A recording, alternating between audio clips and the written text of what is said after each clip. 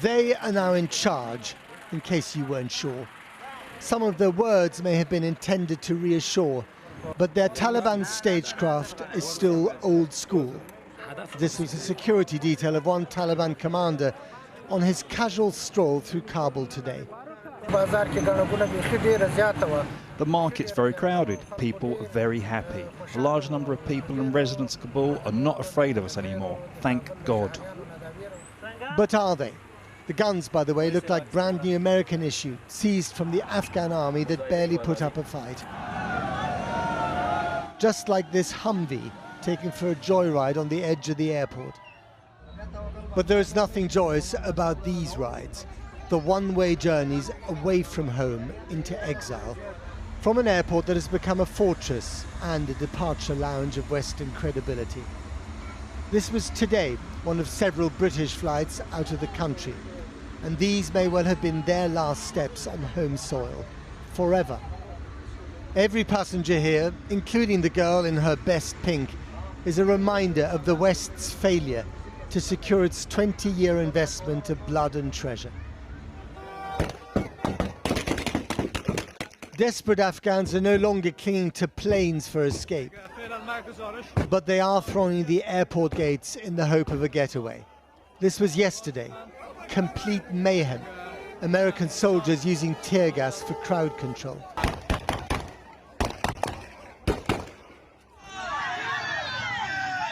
Other Afghans are determined to stay put. Some even brave enough to show their defiance to the Taliban with the flag of the outgoing Afghan state, on what happens to be Independence Day from British colonial rule, that is. A reminder that Afghanistan, the graveyard of empires, is now also the shallow grave of America's attempt at nation building. And yet, 2 decades of secular rule have left a legacy.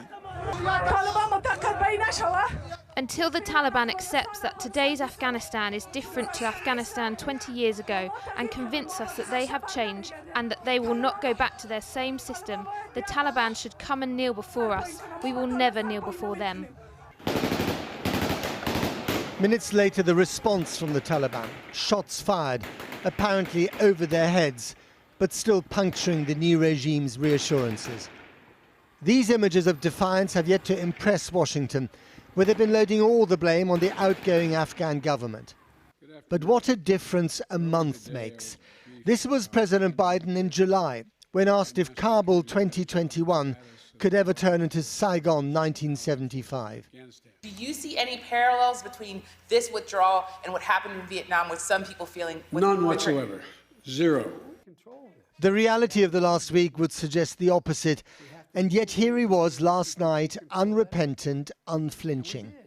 So you don't think this could have been handled, this actually could have been handled better in any way? No mistakes? No, I don't think it could have been handled in a way that we're going to go back in hindsight and look, but the idea that somehow there's a way to have gotten out without chaos ensuing, I don't know how that happens. Washington now claims the situation at the airport is under control.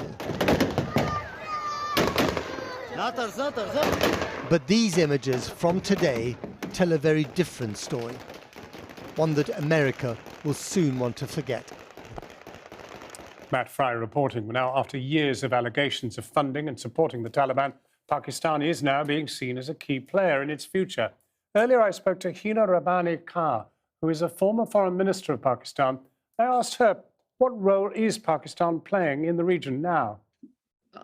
I'm sort of comforted by the fact that today in Islamabad is the Northern Alliance, what was considered to be the Northern Alliance leadership, Mr. Mohaqiq, Mr. Wali Masood, Ahmad Wali Masood, the brother of Ahmad Shah Masood, and many other Northern Alliance leaders. I am comforted by the fact that Pakistan is in touch with President Karzai, Abdullah.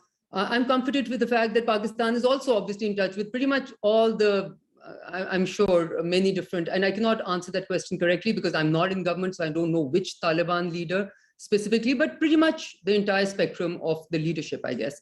So I would be, I think we're at a very different place than we were. I think when Pakistan said that Pakistan does not want to choose any sides or have any favorites, I think as events unfold, I hope the role that Pakistan is able to play, the Pakistani government is able to play, will probably sort of prove that Pakistan has deep stakes in a stable Afghanistan, not a Taliban Afghanistan. We do not have stakes in the Taliban Afghanistan. You were the first woman foreign minister of Pakistan. Can you imagine how long it's going to take now for a woman ever to become so senior a figure in Afghanistan? Even though there is a military sort of strength that the Taliban have shown, I think they would also be well advised to come up with a system that represents all of Afghanistan, including especially the women of Afghanistan who have truly come a long way. I meet these remarkable women in all fields of life who were nowhere to be seen in 1996. So we're looking at a completely different Afghanistan. And I hope, at least from what we hear from the Taliban right now, that they seem to be aware of it, but we're all waiting for them to walk the talk.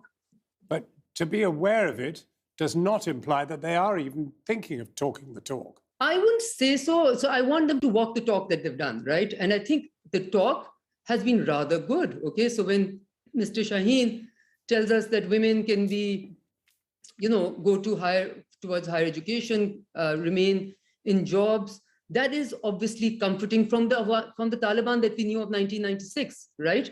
Now to say that that is where it will stop is very discomforting. I don't think I sit at a place sitting in Islamabad or Lahore to tell our Afghan women that this is the limitation, this will be the glass ceiling. I think only the Afghans can decide. And two, I think we are all reasonably, justifiably concerned about their track record with women.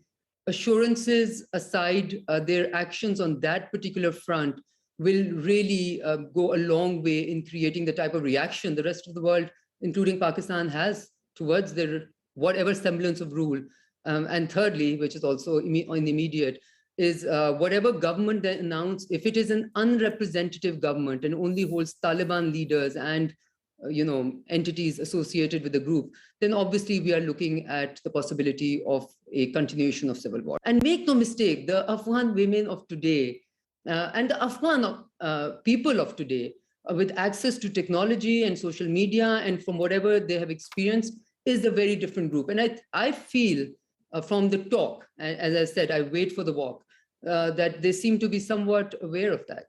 Will some of that walk then have to manifest itself in having women ministers within the government? I would absolutely hope so and expect so. And if it doesn't, I think it will be a very, very bad, it will be a very, it will not engender the type of, or engender the type of confidence that you and I would hope they will be able to sort of reflect through their actions. I have gone through every word that has been spoken for my own interest by the spokesperson at any fora. And I feel it kind of indicates, and yes, they have said a categorical no, I think, to the prime minister or the president and to the head of, and that's a debate that we sometimes have in Pakistan also, not to the prime minister, but the president. Can the president be a woman? It's a debate that is ongoing in Pakistan also. But will they have women representation in the cabinet? If they don't, I think they will be failing not only the women of Afghanistan, but they will be failing any chance to have a representative government in Afghanistan. Hina Rabbani Khan, thank you very much indeed for talking to us.